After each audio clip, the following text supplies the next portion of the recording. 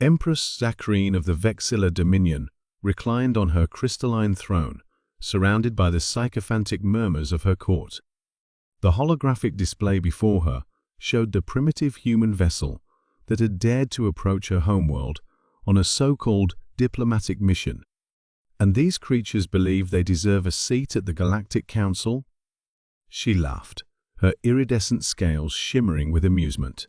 They've barely mastered faster than light travel. Grand Admiral Tulvor bowed deeply. Indeed, your luminescence. Their technology is several centuries behind ours. Our analysis indicates they possess fewer than 20 interstellar vessels, most of them retrofitted cargo ships. Such audacity! Zacharene's 6 eyes narrowed. Play their message again. I find their desperation entertaining. The hologram shifted to show a human female in a simple blue uniform. Ambassador Sarah Chen's expression remained dignified despite the Empress's visible contempt. Empress Zacharine, humanity extends an offer of peaceful relations and mutual trade. We also formally request that the Vexilla Dominion cease its expansion into the Orion Spur, which contains several of our colony worlds. The court erupted in chittering laughter at this presumption. The Vexilla had conquered 12 species across 3 galactic sectors.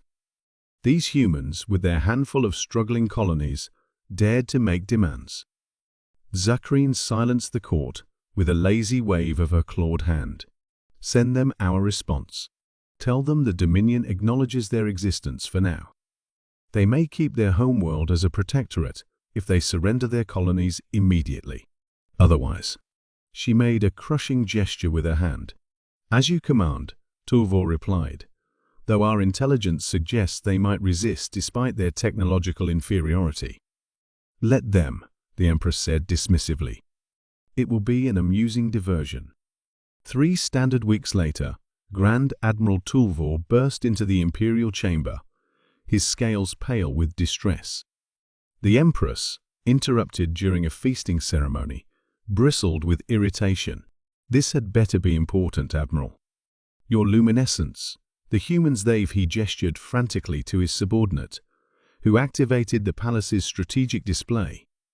The space around the Vexilla homeworld, usually clear except for defensive installations, was now filled with ships.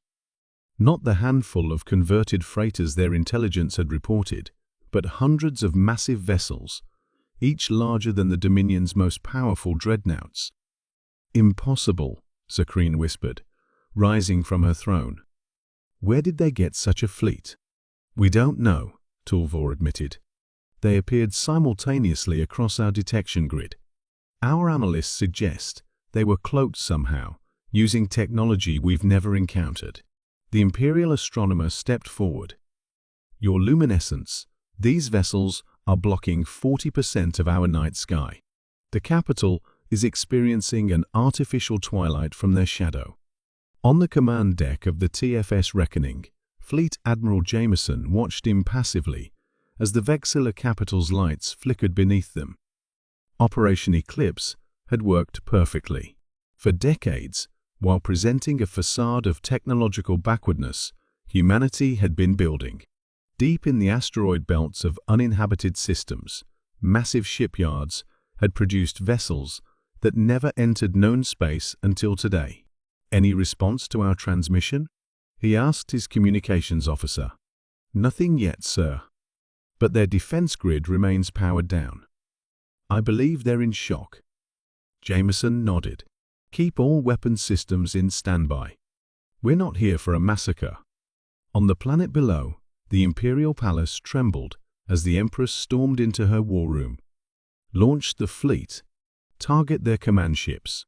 Tulvor exchanged nervous glances with the other military advisors. Your luminescence. We've analyzed their weapons capabilities.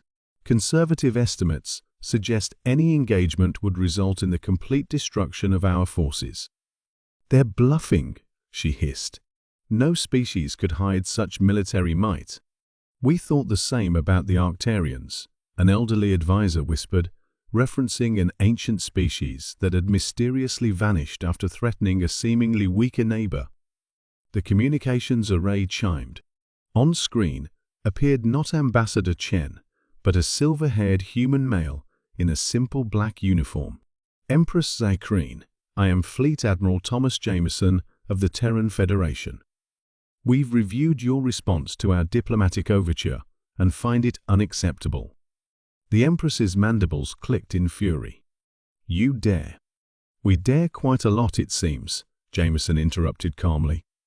Humanity has a long history of hiding our strength until necessary.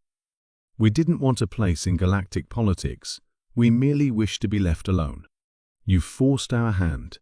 He gestured, and the screen split to show various planets. These are the 12 worlds you've conquered. We've already disabled your occupation forces and begun liberation efforts.